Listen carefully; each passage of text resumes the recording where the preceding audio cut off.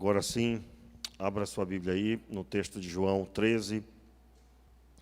Nós vamos ler o verso 1. Quero ler com os irmãos até o verso 12. Diz assim, aliás, verso 14, desculpa. Diz assim um texto. Antes da festa da Páscoa, sabendo Jesus que a sua hora de passar deste mundo para o Pai já tinha chegado, como havia amado os seus que estavam no mundo, amou-os até o fim. Durante a ceia, tendo já o diabo posto no coração de Judas Iscariotes, filho de Simão, que o traísse, Jesus, sabendo que o Pai tinha depositado em suas mãos todas as coisas, e que havia saído de Deus e ia para Deus, levantou-se da ceia, tirou a vestimenta de cima, pegou uma toalha e a colocou em volta de cintura. Depois colocou água numa bacia e começou a lavar os pés dos discípulos, enxugando com a toalha que estava em sua cintura. Aproximou-se de Simão Pedro, que lhe disse, Senhor, tu vais lavar os meus pés? Respondeu Jesus, o que eu faço não o sabes agora, mas o compreenderás depois. Disse Pedro, nunca me lavarás os pés. Respondeu Jesus, se eu não te lavar, não tens parte comigo. Respondeu Simão Pedro, Senhor, não apenas os pés, mas também as mãos e a cabeça. Disse Jesus, aquele que já se banhou não necessita de lavar senão os pés. No mais, está todo limpo.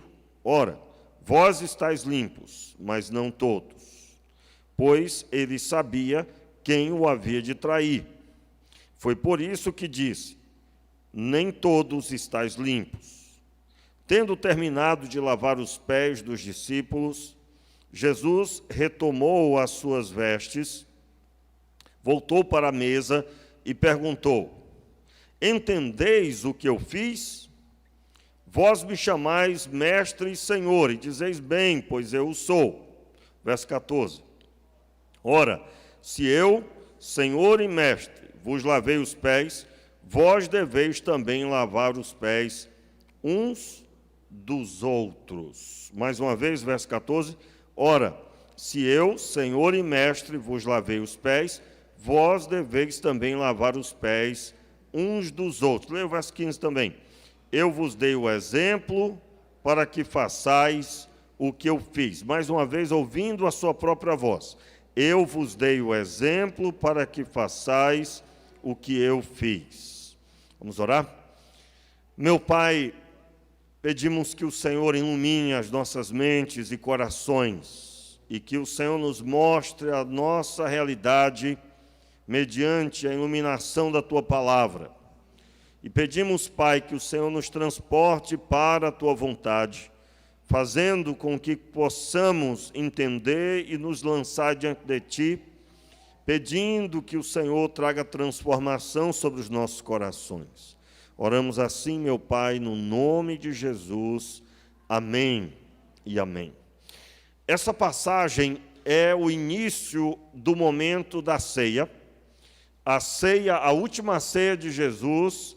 Nesse momento, Jesus está reunido com os discípulos e ele declara, o texto declara aqui no verso 1, logo no finalzinho, que ele amou os discípulos e amou-os até o fim. Vamos reler aí. Antes da festa da Páscoa, sabendo Jesus que a sua hora de passar deste mundo para o Pai tinha chegado, como havia amado os seus que estavam no mundo, amou-os até o fim.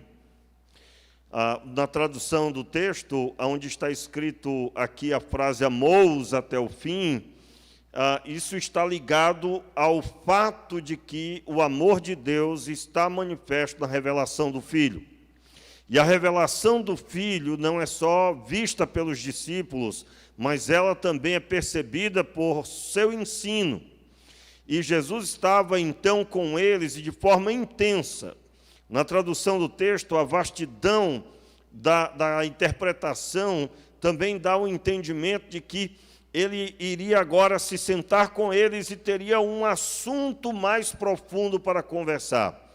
E o texto, o evangelista João, chama isso de amar até o fim, amou-os até o fim.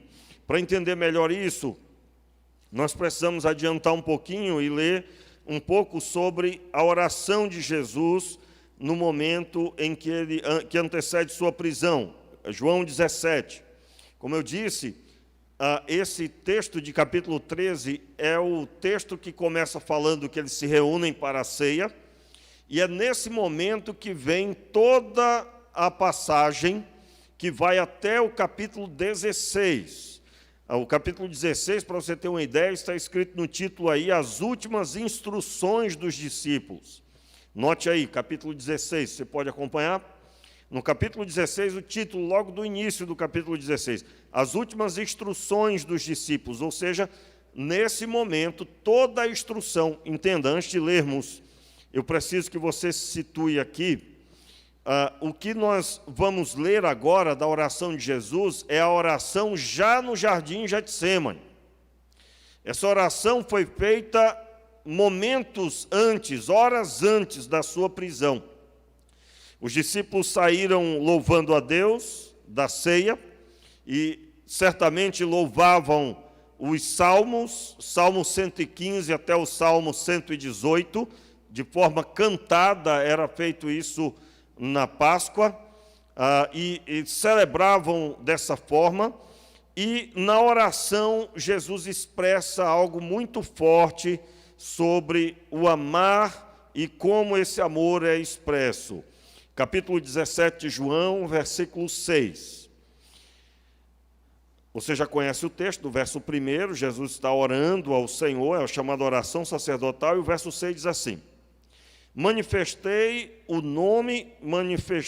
o teu nome aos homens que me deste do mundo. Eram teus e os deste a mim, e eles guardaram a tua palavra. Entenda, Jesus aqui ora já tendo concluído o ensino. Retorne um pouquinho. Volte para o capítulo 13, e eu vou fazer dessa forma, eu prefiro. Jesus está na ceia. No capítulo 14, ele fala sobre ele promete voltar, e ele fala que haverá um substituto para ele, enquanto ele não volta, que é o Espírito Santo, versículo 15 do capítulo 14. Ele vai explicar sobre a promessa do Espírito Santo, e ele vai dizer que o Espírito Santo tem como objetivo gerar frutos na vida dessas pessoas, dos discípulos. Capítulo 15, a videira e os ramos, que eles precisam continuar conectados com Jesus. Veja, Jesus tinha acabado de dizer que voltaria para o Pai, e ele está ensinando aos discípulos sobre o fato de que eles precisavam continuar na presença de Deus, levando em consideração o ensino. Aí então, capítulo 16, o capítulo 15, só sobre a videira, sobre o Espírito Santo gerando essa manutenção, e o capítulo 16, as últimas instruções. Entenda bem aqui, porque eu quero ler a oração, continuar na oração de Jesus, capítulo 17, que você compreenda algo muito forte. Quando nós falamos assim, que Deus, por meio de Jesus, amou-os até o fim, isso só é possível pela atitude da revelação. O que sabemos a respeito dele, que é fruto da nossa caminhada com ele, se dando, ouvindo-o, isso é a manifestação do amor de Deus. Entenda bem, João 3,16 explica de forma muito simples, porque Deus amou o mundo de tal maneira que deu o seu Filho. Entenda, ele poderia ter amado falando do céu, por meio dos profetas, como sempre realizou a sua obra. Mas ele amou revelando o Filho. Quando Jesus diz, quando a Bíblia diz, ele amou os discípulos até o fim, significa que até o fim ele se deu a ensiná-los. E aqui eu quero dizer para você que você não pode se apartar da sua Bíblia. Você não pode, você tem que fazer as pazes com a leitura. E aqui eu quero deixar um desafio, nós que somos de uma cultura, em grande maioria, não apegado à leitura, não fomos ensinados lendo livros e livros e livros como deveria ser comum, né? Como deveria ser algo comum para todos. Aquilo que nós somos, os filhos vão reproduzir. Muitos dos pais não podiam e não tinham essa visão. Então, eu encontro não poucas pessoas, e não é de hoje, que elas têm dificuldade de ler a Bíblia. Dificuldade porque não tem o costume de ler, veio, se converteu e não tem o costume de ler. No entanto, eu quero dizer para você que a sua vida depende disso. Sua vida depende disso. Pastor, mas eu sou salvo, o que o senhor está dizendo que eu não sou salvo? Irmãos, para explicar bem simples o que é a salvação envolve alcançar você, garantir sua estada no céu. Você que é salvo, você tem sua salvação garantida, e quem é salvo tem convicção da salvação, porque o próprio Deus plantou isso no seu coração, por meio de sua presença, o Espírito Santo de Deus, e que faz com que você veja na Escritura a convicção disso. É um estado de espírito, eu acho que é uma expressão bem fácil de entender. Então, mas não é só isso. O Senhor Deus deseja que você viva uma vida abundante. E a vida abundante significa que quem estava com a família destruída, Ele quer restaurar. E isso depende de conhecimento. Disto depende conhecimento da Escritura. Conhecimento. Meus irmãos, o conhecimento está na Escritura Sagrada. Ele se fez carne, habitou entre nós, e Ele se revelou. Os discípulos escreveram essa revelação. Portanto, se você não lê a Escritura, você tem que estar muito preocupado. Entenda, você já deve ter ouvido falar que uma pessoa, para ser crente, ela tem que estar sempre na igreja. Eu tenho ensinado aqui que não é dessa forma. Você deve vir aos cultos e estar junto com seus irmãos. Deixo, inclusive, a recomendação para quem ainda está em casa e não saiu mais desde o começo da pandemia. Você deve conhecer pessoas assim. Não se vive o cristianismo online, senão o próprio Jesus teria proferido do céu, não é? Ele precisou ter contato. Como a igreja tem que ter contato. A igreja tem que ter contato. De onde tiramos isso? Da Escritura, da revelação. Portanto, até hoje eu preciso continuar nesta caminhada. Quando eu disse faça as pazes com a sua Bíblia, eu faço as pazes com a prática da leitura.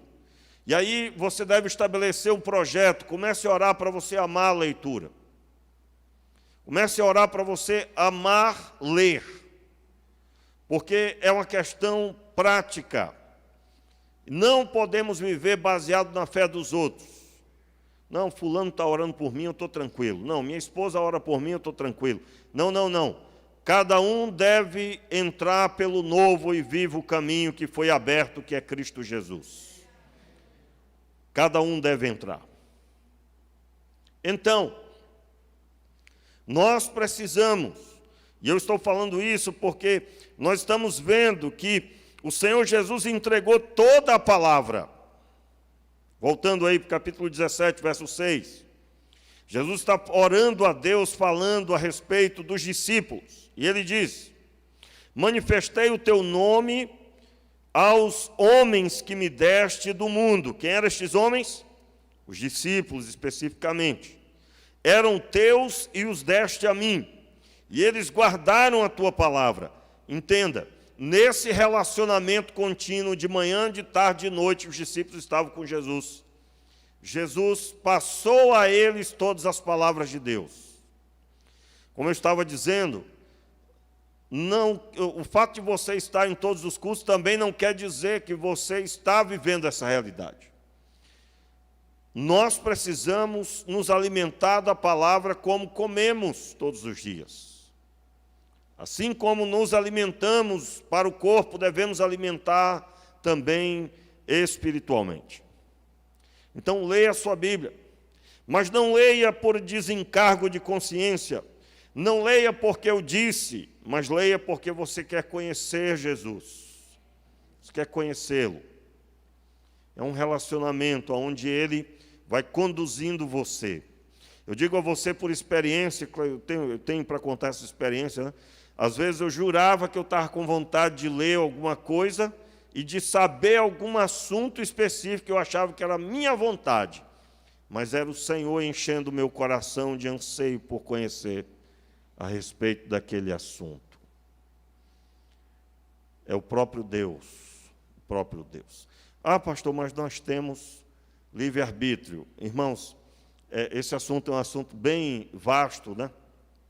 Mas muito do que se sabe sobre o livre-arbítrio na fala das pessoas. Na verdade, a pessoa não está falando de livre-arbítrio, mas de livre administração das escolhas na visão dela. Ela não entende, não sabe o que é o livre-arbítrio na visão do Senhor. E para isso é necessário estudar a palavra. Então eu deixo aqui a recomendação baseada de que Jesus deu aos discípulos toda a palavra que lhe foi dada por Deus para que ele desse a eles. Depois, ainda no capítulo 17, versículo 9, veja aí o trecho. Eu rogo por eles, não rogo pelo mundo, mas por aqueles que me deste, pois são teus. São teus. Esses são teus aqui, eles são propriedade do Senhor. Como eu disse, a salvação ela tem duas grandes observações. A primeira que garante você estar no céu com Deus. O que é nascido de novo não consegue mais pecar e estar satisfeito com o pecado. O nascido de novo é uma pessoa que tem prazer em Deus. E ainda que ele tenha um momento de desvaneio, ele lá no desvaneio que ele cometeu um pecado, ele se encontra frustrado, vazio, e só tem alegria quando pede perdão e retorna ao caminho. Ele não vive pecando por causa desse sistema que o próprio Deus instituiu. Mas, como eu estava dizendo, existe a outra observação, que é a vida abundante que Jesus prometeu. Esta vida abundante está ligado a você andar na revelação. Você andar naquilo que o Senhor transferiu para você. Aquilo que Deus ministrou na sua vida. Quando você anda naquilo que o Senhor tem te ensinado, você vai passar a ver a mão dele agindo de forma extraordinária. Meus irmãos, como é marcante na vida de uma pessoa quando ela recebe uma palavra de Deus, ela sente o Senhor ministrando em uma área e mais à frente, alguns dias depois, ela responde a alguém de forma satisfatória, uma dúvida, ora por alguém e ela não teria aquela atitude se não fosse o ensino de Deus. Quando ela consegue ajudar alguém por causa daquilo que Deus ministrou em sua vida.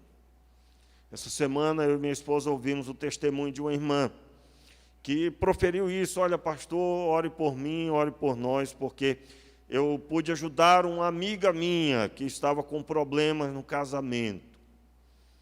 E muito do que eu aprendi no curso com a pastora, o curso Mulher Única, foi primordial para poder ajudar, e agora ela que ia se separar já não está mais com esse propósito. Irmãos, é isso que faz a diferença. Aquilo que eu aprendo de Deus, e o curso Mulher Única é um pretexto para estudarmos a Bíblia. No caso das mulheres, eu falo estudarmos porque é um programa da igreja, né? E da mesma forma o curso Homem ao Máximo, né? é um pretexto para estudarmos a Escritura, porque não é curso algum que muda a vida de ninguém, mas é o próprio Deus por meio de sua palavra. Nós não queremos tirar o mérito do Senhor, somente pelo poder da palavra de Deus, entrando no profundo do coração, é que Deus transforma as pessoas. Então, aqui, mais uma vez, nós contemplamos isso. São teus, e o Senhor Jesus profere muito bem. Agora eu gostaria de ler o verso 11, que diz, vamos ler o verso 9 de novo até o verso 11. Eu rogo por eles, não rogo pelo mundo, mas por aqueles que me deste, pois são teus. Tudo o que tenho é teu, e tudo o que tens é meu, e neles sou glorificado. Verso 11, vamos lá? Já não permanecerei no mundo por muito tempo, mas eles são do mundo, e eu vou para junto de ti. Pai Santo, guarda-os em teu nome, o nome que me destes, para que sejam um, assim como nós. Veja a oração de Jesus. Ele está dizendo, aquilo que o Senhor está fazendo na minha vida, aquilo que o Senhor manifestou na minha vida, manifesta também na vida deles. Aqui, nesse momento, veja o que é que nós estamos falando.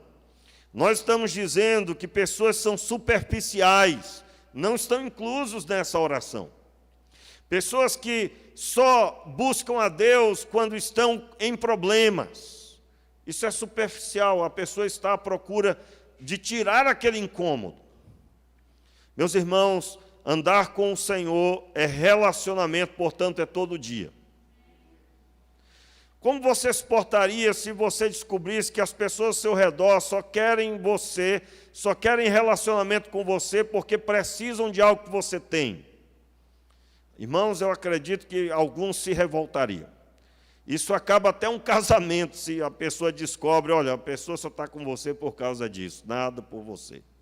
Né? Quem nunca ouviu falar de alguma situação precipitada, onde alguém não pensou direito e então só descobriu depois que não havia relacionamento, não havia sentimento de amor para casamento, e então agora está em problemas. Eu quero, com isso, dizer, meus irmãos, que nós precisamos ansiar pelo Senhor. Nós precisamos ter anseio pela sua presença, de forma que alguém, ao perguntar, mas você está jejuando por quê? Não, estou jejuando porque eu quero conhecer mais o Senhor. Não é? Diferente daqueles que às vezes estão jejuando por uma causa e não entenderam o recado. O Senhor Deus é que tem o controle sobre todas as coisas. Se você está passando todo tipo de adversidade, isso não é à toa, não existe nada à toa com Deus. E Deus nos ama tanto que muitas vezes Ele precisa nos chacoalhar para lembrarmos daquilo que oramos. Porque muitos de nós, muitas vezes, proferiu palavras diante dEle. Ah, Senhor, agora eu vou me dedicar, e nunca se dedicou. Ou por um tempo se dedicou. Não, agora eu vou me consagrar, nunca se consagrou. Esqueceu. Esqueceu. Meus irmãos, sem relacionamento de amor não há cristianismo, e onde não há cristianismo há caos. Você sabia que com a reforma protestante nós não tivemos só o acesso à Escritura, que estava impedida pelos religiosos da época? Não, nós não tivemos só o acesso à Escritura. Não. A tradução alemã foi a primeira que foi feita por Lutero. Mas junto com a reforma protestante, nós tivemos as maiores universidades do mundo que estão até hoje. Aliás, isso é uma informação importante, né? Porque foi a reforma protestante que fundou as maiores universidades da Europa. Foram os crentes que fundaram. Você pode procurar qualquer uma delas. O nome que está lá é de um servo de Deus que entendia que Deus é tão lindo e maravilhoso que nós temos que unificar todos os estudos devem estar num lugar só e vão descobrir essa riqueza do que Deus criou, seja na biologia, seja pela física, pela matemática, e isso tudo é conhecer a Deus. Aí você para pensar durante um tempo, é se afastar de Deus. Eu me lembro ainda desse período. Você lembra do tempo que quando um crente passava no vestibular, alguém dizia, olha, cuidado para não se afastar de Deus. E o diabo, eu creio plenamente foi o diabo, por falta de conhecimento, né, enganou os crentes. Quanto mais estudamos, mais conhecemos que Deus é maravilhoso. Mas alguém conseguia entender que isso afastava de Deus. Meu Deus, faz aproximar. Saber que a terra, se ela se distanciar 5 centímetros do sol, haverá durante alguns anos a vida, mas ela se desfará. Se ela se aproximar ou se afastar, a terra se desfará dentro de alguns anos. Saber isso é glorificar a Deus. Glorificar a Deus, por quê? Porque Ele mantém o seu poder sustentando todas as coisas, conforme a Escritura Sagrada diz. Quando o Senhor mandou que a circuncisão fosse feita, Ele disse, olha, você vai fazer a circuncisão no 8º dia. E aí a ciência vem descobrir, recentemente, tem pouco mais de 100 anos isso, descobriu que é no oitavo dia de nascimento que a coagulação sanguínea é completa, está completa no organismo. E Deus, nós não sabíamos disso em Abraão, não sabíamos disso no povo de Israel, falando de uma forma geral, o ser humano, mas o Deus que criou o corpo humano sabia sim do que Ele criou. Quantos estão entendendo o que eu estou dizendo? Então, alguém que estuda medicina, seja qualquer coisa que aponta para a obra criada, vai ter uma experiência de ver como Deus criou uma máquina perfeita, chamada corpo humano. Meus irmãos, há tanto a descobrir ainda no corpo humano, e isso não afasta de Deus. Acontece que há pessoas que são da área da ciência que não creem em Deus e vão estudar a ciência procurando provar que Deus não existe. Então a fonte do coração delas é vazia e não se encontra nada de bom aí. Não se encontra nada de bom. Meus irmãos, exalta a Deus. Quando lemos o texto de Gênesis, no texto hebraico, quando lemos lá, no princípio criou Deus os céus e a terra, a palavra para a criação é bará. E bará significa que Ele criou do nada. Do nada. Em outras palavras, se você estuda, você vai descobrir, em se tratando desse assunto, que todas as coisas são constituídas de alguma coisa. Não existe a mistura de elementos que não existem. Todos eles, toda a existência, ela é de algum tipo de algo, é alguma coisa existente. E aí alguém faz outra coisa. O refrigerante, a água com gás, seja o que for, o piso que nós estamos, todas as coisas, é a constituição de algo. O ar que nós respiramos tem constituição de algo. Mas Deus, quando criou todas as coisas, Ele criou a partir do nada. Por quê? Porque a sua palavra é tudo. Ele fala, então acontece. Então, o elemento da criação não é a terra, não é o sol, não é a lua, mas é a sua palavra, a palavra do seu poder. Por isso, irmãos, quando oramos, e hoje oramos pedindo que Deus curasse a cada um, nós devemos crer, porque você só quando lembra assim, espera aí, Deus criou tudo do nada. Então agora eu vou pedir só para Ele retirar algo que entrou, que não era para ter entrado no organismo de alguém. Saia a doença, em nome de Jesus. E se assim for o propósito do Senhor, Ele o fará para que seu nome seja glorificado. O poder não está em nós, mas no poder do nome de Jesus. Então, eu fundamentei aqui com os irmãos um pouco do que é amou-os até o fim, na oração de Jesus. Agora eu quero pedir que você retorne para o capítulo 13. Jesus lava os pés dos discípulos, e o texto diz a partir do verso 12, durante a ceia, tendo já o diabo posto no coração de Judas Iscariotes, filho de Simão, que o traísse, Jesus, sabendo que o Pai tinha depositado nas suas mãos todas as coisas e que havia saído de Deus e ia para Deus, levantou-se da ceia, tirou a vestimenta de cima, pegou uma toalha e a colocou em volta da cintura. Depois colocou água numa bacia, começou a lavar os pés dos discípulos, enxugando com a toalha que estava em sua cintura. Você sabe que esse ato que Jesus fez, claro, era mais simples, né? Mas como Jesus ia lavar os pés de 12 pessoas, ele se preparou muito mais. Esse ato aqui era aquilo que era feito nos pés de quem chegava na casa das pessoas. Isso era feito por um servo daquela casa. E a própria pessoa podia fazer também, para demonstrar apreço aos demais. Jesus estava na casa de um fariseu, e nessa casa uma mulher entrou, chorou aos pés de Jesus e enxugou com os cabelos. E aquele homem disse, olha, essa mulher, se esse homem fosse profeta, ele saberia quem estava tocando. E Jesus, sabendo os pensamentos dele, disse, olha, eu entrei na tua casa e não me deste ósculo. Eu entrei na tua casa e não me deste água para os pés. Jesus não estava nem inserindo, você não lavou os meus pés. Ele só cita, não me deste água. Você não me recebeu com toda a honra que aqueles que querem bem a outra pessoa assim o fazem.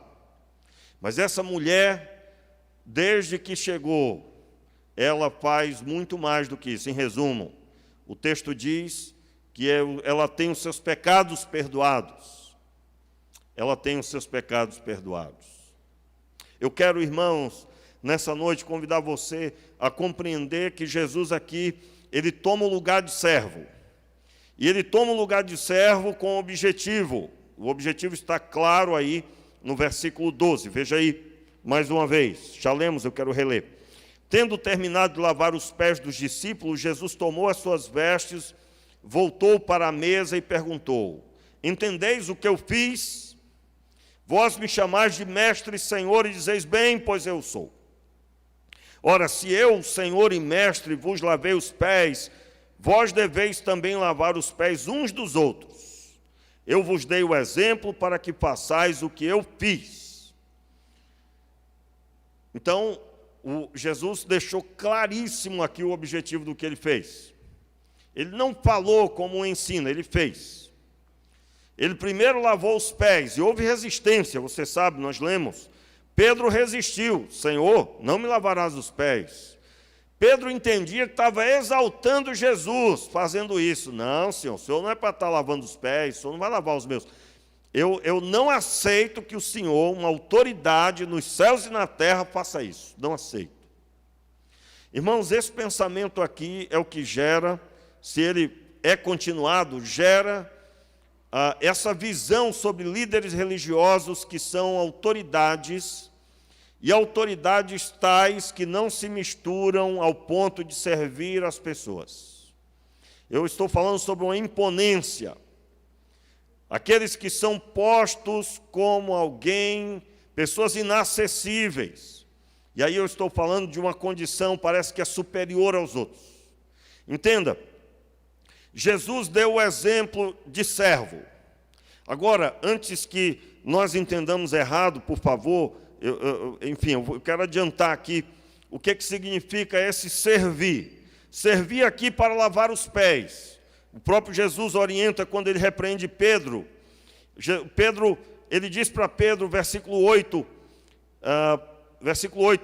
disse Pedro, nunca me lavarás os pés, respondeu Jesus. Se eu não te lavar os pés, se eu não te lavar, não tens parte comigo. Ora, por que não tem parte com ele? Né? Por quê? Não tem parte com Jesus porque o lavar os pés aqui não era um ato de servo somente, mas era um simbolismo de que a sujeira que se acumula na rua, na viagem, ela precisava ser retirada. Na caminhada das pessoas, o incômodo da sujeira precisava ser tirado. Quando Jesus diz assim, o texto diz, Pedro responde: Senhor, lava não só os pés, mas as mãos e a cabeça.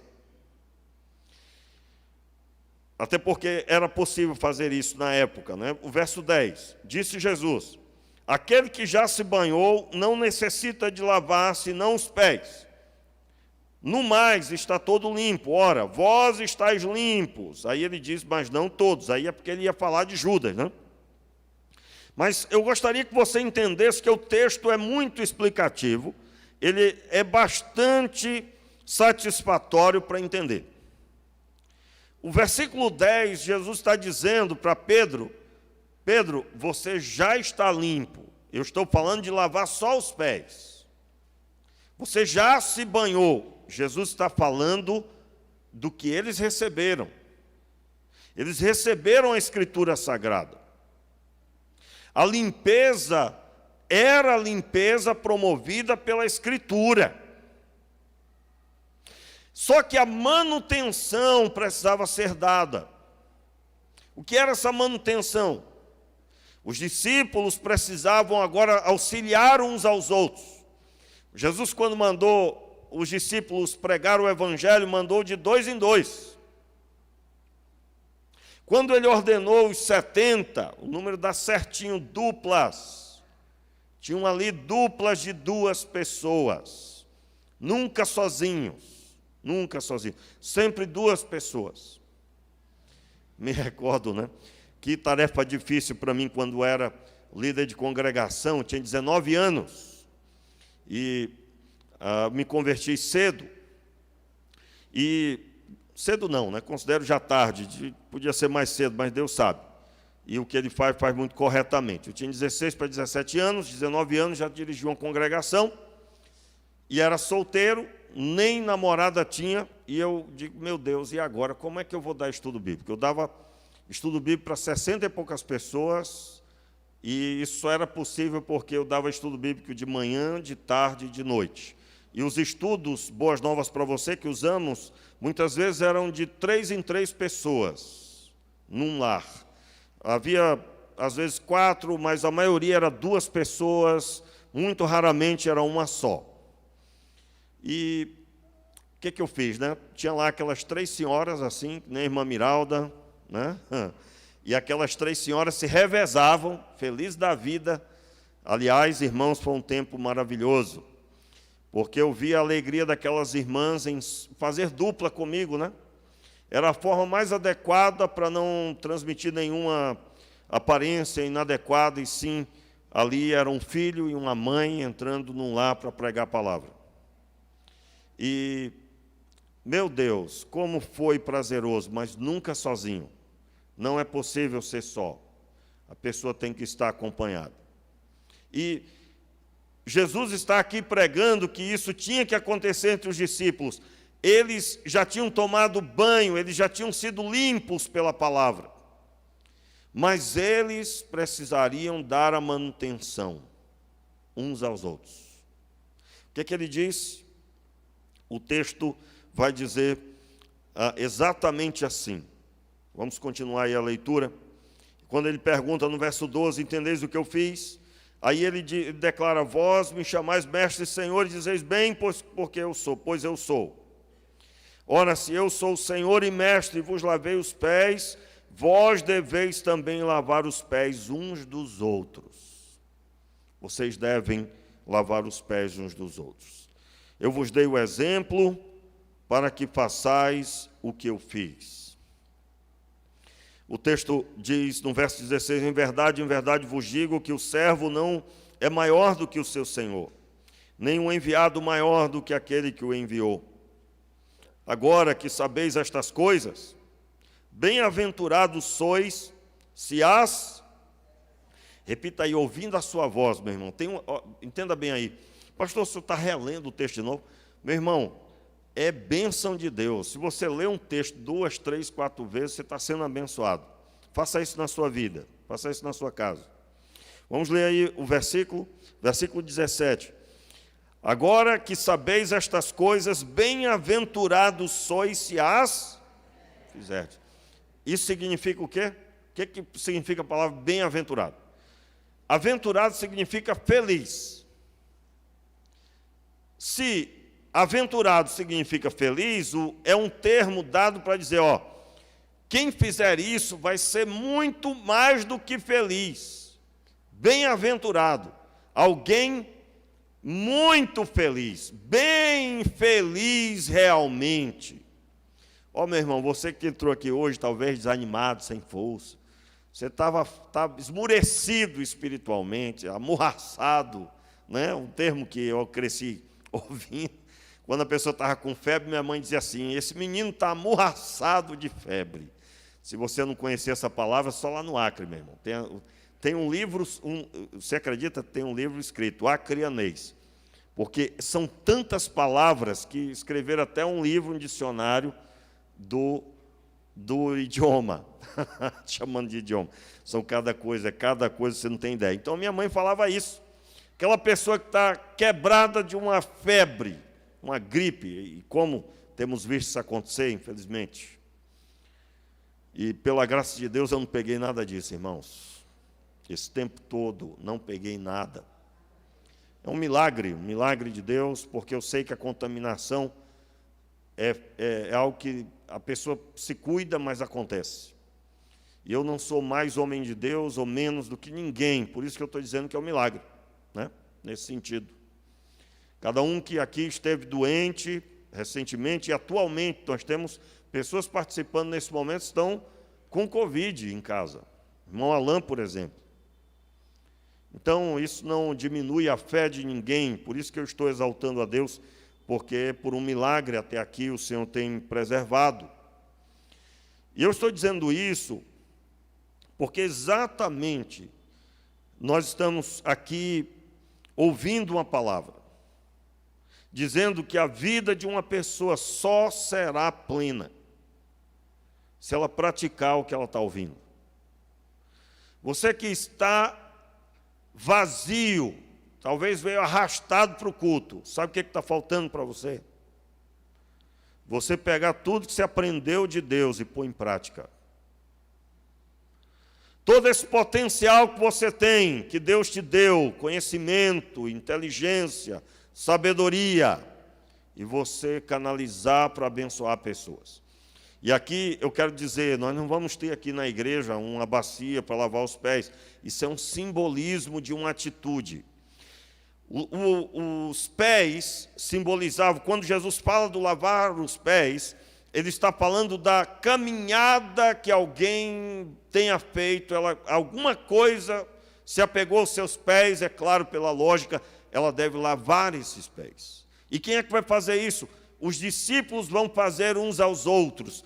Se você for estudar esse assunto, você vai descobrir que Jesus está falando sobre os discípulos encontrarem uns nos outros a solução para algo que tenha vindo sobre sua caminhada. Eu me lembro, irmãos, quando eu me converti, logo se apegou ali um grupo de jovens, que era aproximadamente uns 14 jovens, cuja maioria hoje são pastores ou líderes. Um ou outro só, muito pouca gente, irmãos, foi uma leva de pastores abençoados, para a glória de Deus. E eu me lembro que nós fechamos ali um compromisso uns com os outros. Olha, quando um de nós, ou até mesmo todos, estiverem saindo da linha de Deus, quem estiver do lado tem a obrigação de pegar e chacoalhar assim, espiritualmente falando, e dizer o que for preciso para a pessoa acordar.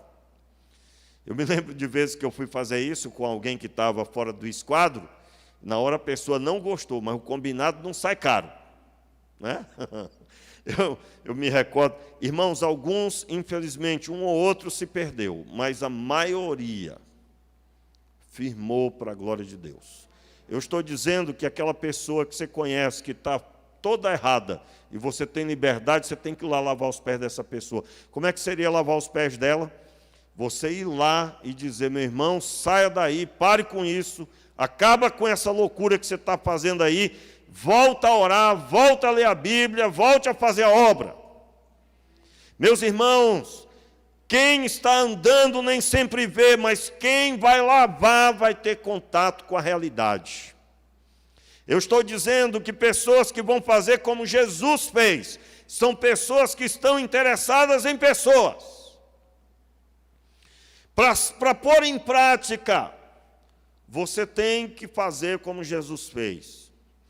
Irmãos, o carro que você tem não vai subir, sua casa não vai subir. Você demorou para pagar, não foi? Não vai subir. Mas a pessoa que está aí do lado aí é amado de Deus e vai subir. Mas é dela que você vai ter que lavar os pés. Então, nós vivemos um tempo onde as pessoas não querem ficar feio com ninguém. Todo mundo quer ser gente boa. Não é possível para quem é crente. Não é possível. Vai ter um ou outro irmão em Cristo que vai estar bravo com você, mas lá na frente o Senhor Deus vai confirmar todas as coisas e Ele vai te agradecer. Eu estou dizendo que assim como Pedro ouviu essa palavra de Jesus, se você não permitiu fazer, você não tem parte comigo. Irmãos, não tem parte com Jesus quem vai contra Jesus. E graças a Deus Pedro se submeteu. E isso mostra que no meio da igreja tem sim cabeçudo. Tem gente difícil. Tem gente que já viu, já sabe, mas teima em pagar para ver de novo. Meu Deus.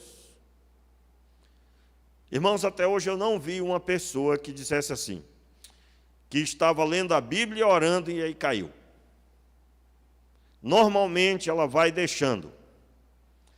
Já não é mais aquela igreja, já não tem mais vontade de louvar, já não tem mais vontade de orar. A sujeira está se tornando algo tão desagradável nos pés, que ela já não se sente bem no nosso meio, já olha, já não é mais a minha igreja. Eu quero dizer para você que não é sua mesmo, não. Diga assim, não é minha igreja. Amém, irmãos? Vamos saber se você está ligado? A igreja não é sua, meu filho. A igreja é de Deus. E é Ele que tem que olhar e se agradar, não é você. Aliás, a maior parte das pessoas que diz que não se agradaram são pessoas que estão querendo ser amadas. Só que a Bíblia não diz assim, agora, cobre dos outros te amarem. A Bíblia diz para você amar a pessoa. Então você que está querendo ser amado, meu filho, pare com essa meninice e se encha de Deus ao ponto de ter como amar as pessoas. A Bíblia não diz assim, vá até as pessoas que elas vão lavar os pés de vocês. Não, não. A Bíblia está dizendo que vocês devem fazer isso uns aos outros. E se toda vez alguém lava os seus pés, tem alguma coisa errada. Tem uma coisa errada. Ah, fulano, eu estou mal e fulano não apareceu para orar por mim. Querendo ser lavado os pés, olha. Hoje é quinta-feira, eu creio que hoje eu recebo o telefonema. Fulano vai vir aqui para lavar os meus pés, para me ajudar. Quantos estão entendendo? Entendeu tudo errado. Irmãos, Jesus era o templo de Deus que levava a todos o perdão dos pecados, a palavra de Deus, assim como no templo eles encontravam tudo isso. E Ele nos constituiu templos para Deus. Isso significa que onde estamos, aquilo é para ser transformado, o ambiente é para ser mudado. O ambiente é para ser mudado. Meu Deus, meu Deus. Então eu quero dizer para você nessa noite, que você só será bem feliz, verso 17 do capítulo 13. Agora que sabeis estas coisas, bem-aventurados sois se as fizerdes. Bem-aventurados sois. Esse termo bem-aventurado foi usado no Sermão do Monte. Bem-aventurado os pobres de espírito. Bem-aventurados os mansos, bem felizes, porque são essas pessoas que vão conhecer o poder de Deus. Meu irmão, eu digo a você, o que está faltando para você é pôr em prática o que você tem recebido. Se você tem orado, faça um teste, você ora há quanto tempo? Para todo mundo que faz aquela oração rápida, peça para as pessoas falarem de forma muito rápida com você, sempre. Você vai ligar para uma pessoa e o fulano vai dizer sim, não, não, sim, não. Vai chegar um ponto que você vai dizer o quê? Para com isso. Hein? Vai chegar um ponto que você vai dizer para esse seu amigo assim, poxa, você está chato hoje. Alguém aqui já falou com alguém assim? Que a pessoa naquele... Não, irmãos, ninguém é Espírito Santo todo dia, né? Aí naquele dia a pessoa que estava atribulada, você ligou, ela doida para terminar a ligação, ela cheia de problema, e não queria ser indelicado, mas estava sendo. Porque, irmãos, você sabia que as pessoas sentem só quando falam com você? Você pode estar falando o que for, mas as pessoas sentem você como você está. Sentem. Aliás, uma empresa nos Estados Unidos, sabendo disso, fez um treinamento para os seus funcionários atender o telefone. E eles foram treinados como atender o telefone. E uma das coisas que eles tinham que ter um sorriso. Pastor, mas no telefone ninguém está vendo. Eu estou falando de um treinamento de 1900 e lá vai.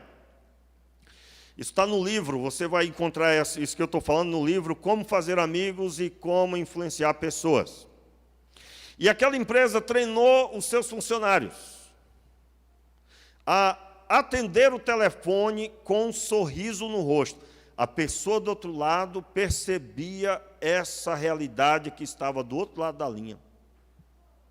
Por quê, irmãos? Porque nós carregamos o ambiente com o que tem aqui dentro. E é claro, a empresa treinava a sorrir e de forma adequada e não fingida, porque também seria percebido isso no espírito da pessoa. Eu quero, com isso, convidar você a sair por aquela porta hoje, servindo a Deus.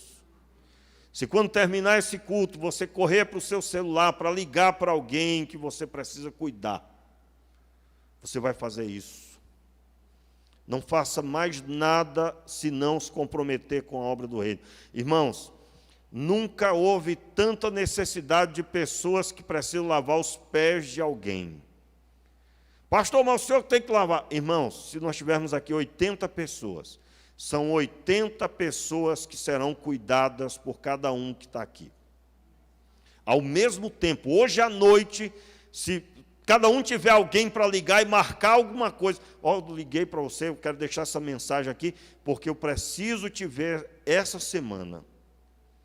Você sabe o que Deus está ministrando aí na sua vida. E você vai praticar. Irmãos, na vida do crente, eu sonho com isso. Onde a igreja de Deus é a reunião de pessoas que tiveram uma semana extraordinária em Deus. Você fez uma visita e a pessoa que estava enferma foi curada. A pessoa estava em depressão, quando terminou a conversa, ela estava com um sorriso. Por causa da presença de Deus que vai com você. O poder de Deus que anda com quem serve a Deus. Meus irmãos, isso está em nós. E agora eu quero dizer para você. Todo crente tem que servir. Se você é crente, você tem que servir. Eu, particularmente, alguém pode discordar disso, mas eu procuro quebrar essa história de que pastor tem que ficar no ambiente como se fosse assim uma estátua para ser vista. E alguém que não pode absolutamente descer para o nível das pessoas mais simples. Eu estou falando sobre ir até a pessoa para resolver a situação. Só que, infelizmente, as pessoas sempre levam para o lado de que uma autoridade é alguém que é inacessível. Tem uma foto de um presidente americano que essa foto chamou a atenção, aquele que foi morto com um tiro na cabeça, infelizmente, o Kennedy. A foto dele ganhou repercussão mundial, porque Debaixo da mesa, no salão oval, havia um garotinho de 4 ou 5 anos, brincando. E aí tirou a foto naquela hora, e então a repercussão foi por causa daquela criança, porque aquele lugar era tido como um lugar do grande poder, da nação mais poderosa do mundo, e se sentava naquela mesa o homem mais poderoso do mundo. E as pessoas não entenderam como que uma criança estava brincando ali. Não é possível. E aí aquilo foi transformado numa boa notícia, porque sentado naquela mesa tinha um pai, que tem um filho, e que é gente igual a todas as pessoas. Eu quero dizer para você, meu irmão, se você tem lá os seus funcionários, e você talvez está com receio de se envolver demais com eles, porque pode perder o respeito de patrão, sai fora disso aí. Quem anda com Jesus vai ter o respeito das pessoas. Quem anda com Deus vai ter o respeito das pessoas, porque o próprio Deus é que anda com você. Você precisa se preocupar em ter o respeito de Deus, se é que você me entende o que eu estou dizendo. Amém, queridos? O respeito de Deus que eu estou dizendo é Deus olha para você e vê o filho dele. É isso que eu estou chamando de respeito de Deus. Deus olha para você e vê a manifestação do filho. Então, irmãos, olha a lista. Seus amigos que estão em depressão, seus parentes que estão pensando em largar o casamento, seu amigo chegado que você sabe que ele está com o casamento em ruína. Meu irmão, você tem que se mover para ir até lá. Porque ser um cristão é servir as pessoas. Servir as pessoas. E nós temos a solução para essa pandemia, que é a palavra de Deus, que é o poder de Deus, que é o consolo de Deus, a presença do Senhor que entra no coração. Eu nunca me esqueço, irmãos, no dia que eu aceitei a Jesus, o meu corpo estava leve quando eu fazia a oração. Eu não me esqueço disso, marcou a minha vida. Eu não queria mais que aquele culto acabasse, se tivesse culto todo dia, eu queria ir todo dia. Eu estava conhecendo essa bênção maior que é o Senhor. E muitas pessoas precisam conhecer isso. E Deus chamou você para ser instrumento dessa obra. Baixe sua cabeça, feche os seus olhos, vamos orar. Faça uma oração agora, dizendo para Deus que você se dispõe.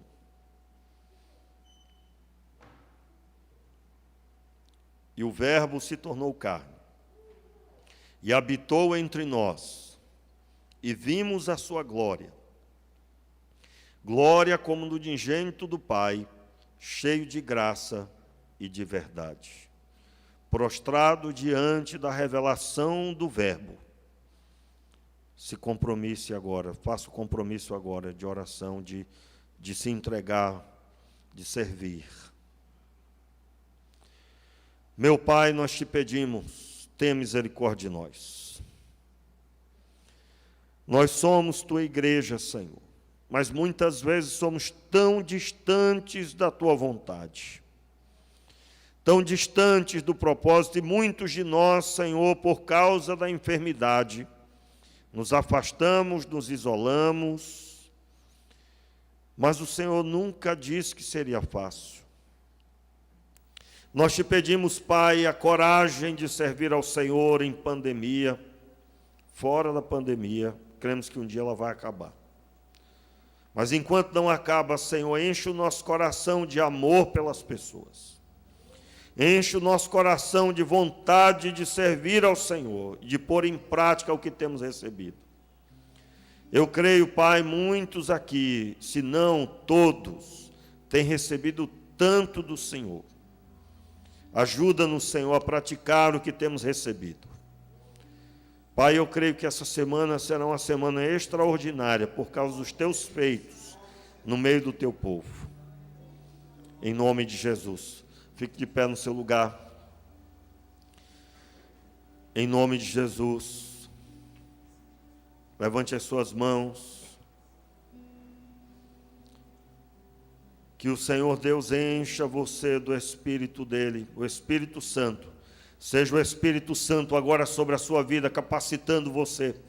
seja a unção de cura sobre a sua vida, seja restaurado agora os dons, seja restaurado os talentos que o Senhor te deu, seja restaurado o prazer da salvação, a alegria da salvação, seja restaurado a pregação da palavra na tua boca, seja a palavra de Deus com poder e autoridade fluindo agora do teu coração, e que da tua boca saia a palavra do Senhor para ser ministrada. Seja agora do teu interior rios de água viva fluindo, o poder do Espírito seja liberado agora. Você é a igreja de Deus e será conforme a vontade do Senhor que você fará a obra. Seja cheio de ousadia, cheio de autoridade. Quando você ouvir alguém proferindo uma palavra contrária, o Senhor te usará com poder e autoridade para esmiuçar toda a destruição no lugar. E então aquilo que destruía será destruído pelo poder de Deus, através da tua vida, através do nome que é sobre todo nome, em nome de Jesus.